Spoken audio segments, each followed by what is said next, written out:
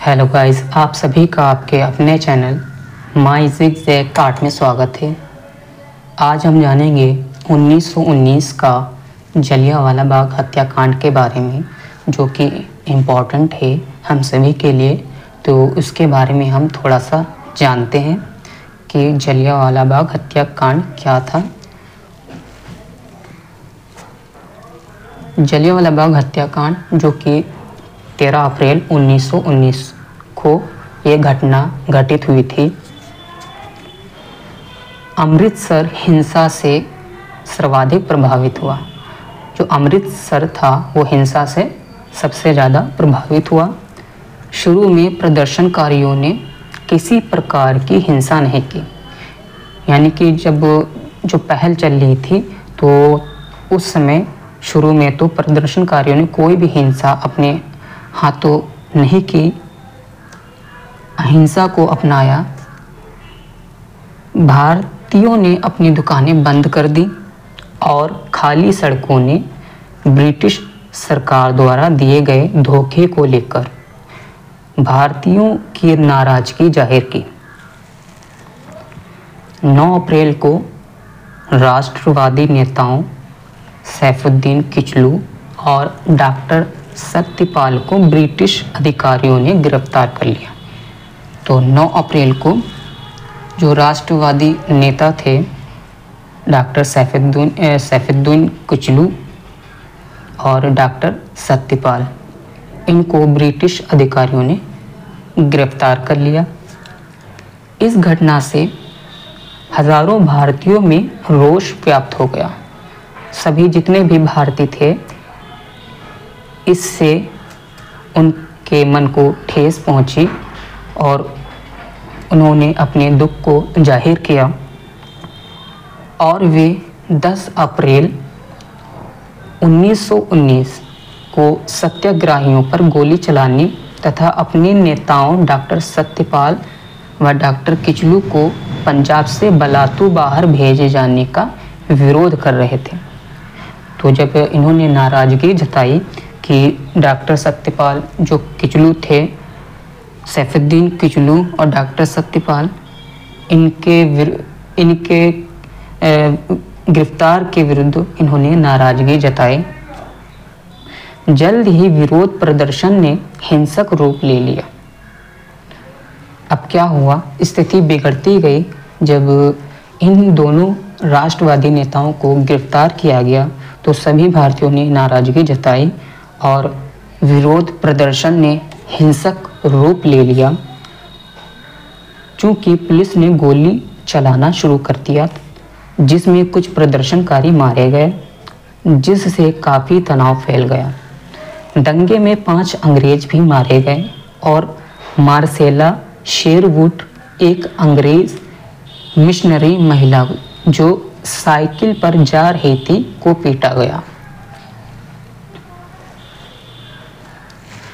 उपद्रव को शांत करने के लिए तुरंत सैनिक टुकड़ी को भेजा गया। क्षेत्र में मार्शल कानून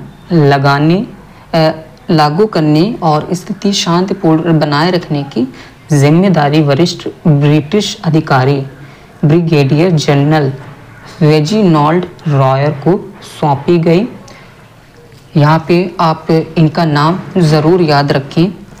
ये जो था ब्रिटिश अधिकारी ब्रिगेडियर जनरल रेजिनाल्ड डायर, जिसको जनरल डायर के नाम से भी जाना जाता है, को सौंपी गई।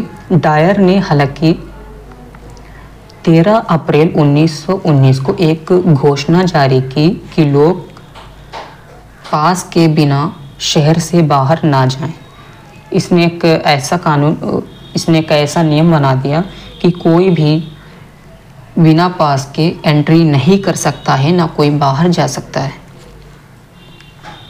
एक समूह में 3 लोगों से अधिक लोग जुलूस, प्रदर्शन या सभाएं ना करें। कोई भी 3 से ज़्यादा या 3 लोग कोई भी सभा, कोई भी मीटिंग नहीं कर सकें। 13 अप्रैल जो कि बैसाखी का दिन था, 13 अप्रैल को आसपास के गांव के लोग बैसाखी मनाने के लिए शहर के लोकप्रिय स्थान जलियांवाला बाग में इकट्ठे हुए। जो 13 अप्रैल का दिन था, उस दिन बैसाखी का दिन था और जो आसपास के गांव थे बैसाखी को मनाने के लिए शहर के लोकप्रिय स्थान जो था जलियांवाला बाग में इकट्ठे हुए।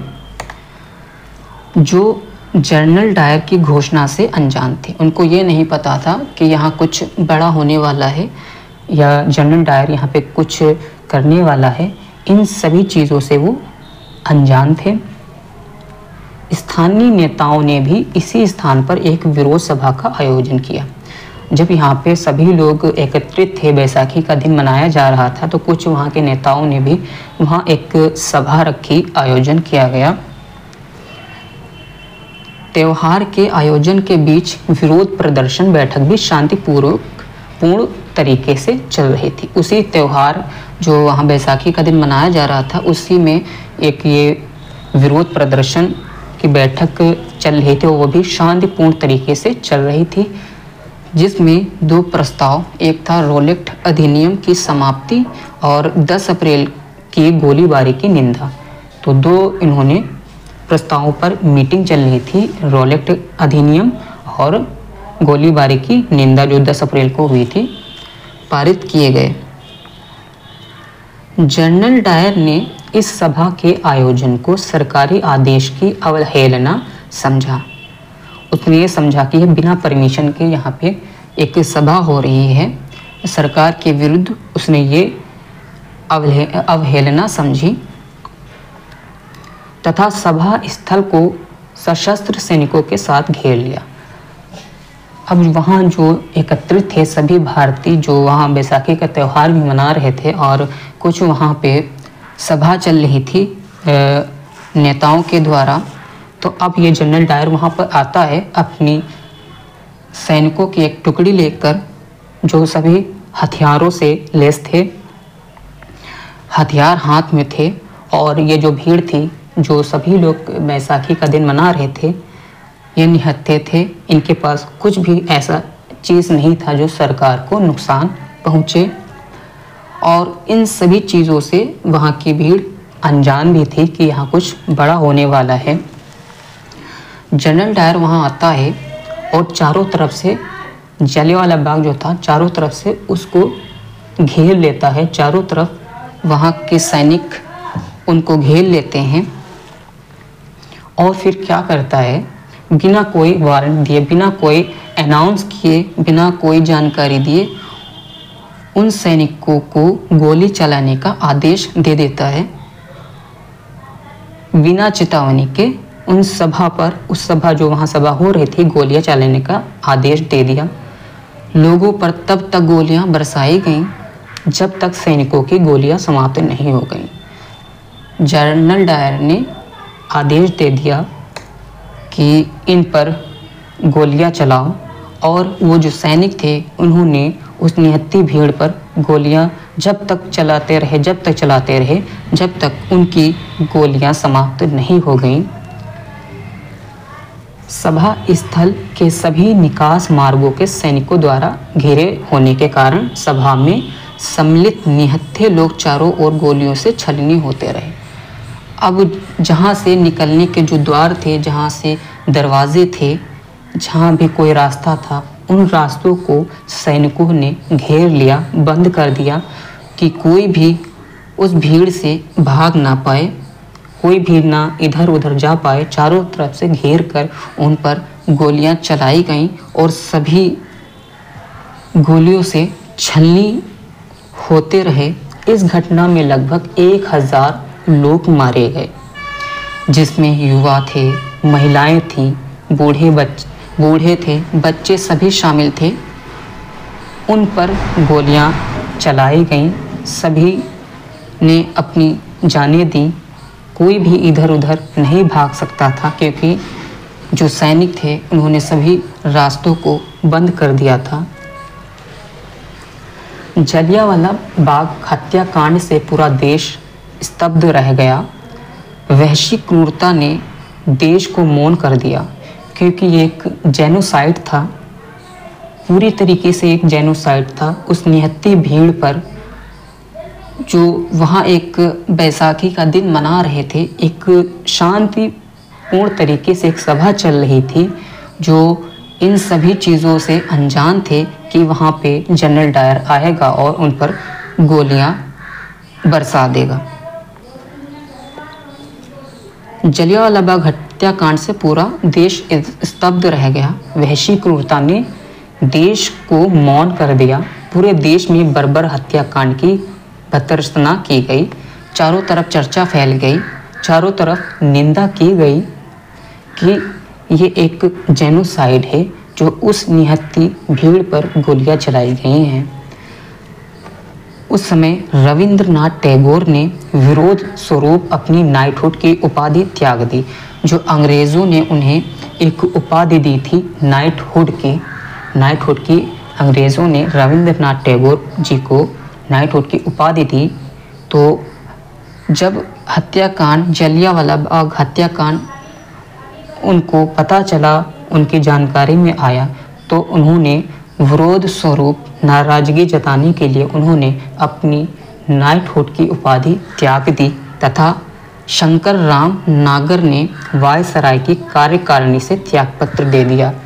अब सभी जो थे, उन्होंने, कुछ लोगों ने, जैसे रविन्द्रनाथ टैगोर ने अपनी उपाधि नाइटहुड की उपाधि त्याग दी। कुछ ऐसे थे जिन्होंने अपनी सेवा से, जो वहाँ सेवा कर रहे थे, त्यागपत्र दे दिया, रिज़ाइन कर दिया।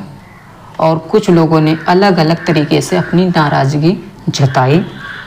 अनेक स्थानों पर सत्याग्रहियों ने अहिंसा का मार्ग त्याग कर हिंसा का मार्ग अपनाया। जब ये चारों तरफ खबर फैल गई तो सभी लोगों ने अहिंसा का मार्ग छोड़कर हिंसा को अपना मार्ग बनाया, अपना हथियार बनाया और अहिंसा ने हिंसा का रूप ले लिया, जिसमें 18 अप्रैल 1919 को गांधी जी ने अपना सत्याग्रह को समाप्त घोषित कर दिया। उस समय सत्याग्रह जो चल रहा था, तो जब इनको ये पता हुआ तो उन्होंने अपना सत्याग्रह को समाप्त घोषित कर दिया, क्योंकि उनके सत्याग्रह में हिंसा का कोई स्थान नहीं था। क्योंकि गांधी जी ने कहा था कि हम जो भी आंदोलन करेंगे, जो भी लड़ाई लड़ेंगे, वो अहिंसा के रूप में लड़ेंगे। लेकिन जब बात हद से ज़्यादा गुजर गई, जब वहाँ जलियांवाला बाग हत्याकांड हुआ, तो लोगों ने अहिंसा का मार्ग छोड़कर हिंसा का मार्ग अपना लिया, क्योंकि एक बहुत बड़ी घटना हुई थी जो सभी को ठेस पहुंची थी। एपीजे टेलर इतिहासकार के अनुसार, एपीजे टेलर इतिहासकार थे, इनके अनुसार जलियांवाला बाग नरसंहार एक ऐसा निर्णायक मोड़ था जब भारत ब्रिटिश शासन से अलग हुए। 1919 की घटना ने पंजाब के प्रतिरोध या विरोध प्रदर्शन की राजनीति को आकार प्रदान किया। भगत सिंह की भारत नौजवान सभा ने इस जनसंहार को ऐसे कृत्य के रूप में देखा जो असहयोग आंदोलन की समाप्ति के पश्चात उत्पन्न संताप से उबरने में मदद करेगा। उधम सिंह, जिन्होंने अपना नाम राम मोहम्मद सिंह आज़ाद रखा, ने लेफ्टिनेंट गवर्नर माइकल ओडायर, जिसने पंजाब में 1919 के विरोध प्रदर्शन के विभत्स रूप से कुचलने का संचालन किया, की हत्या कर दी।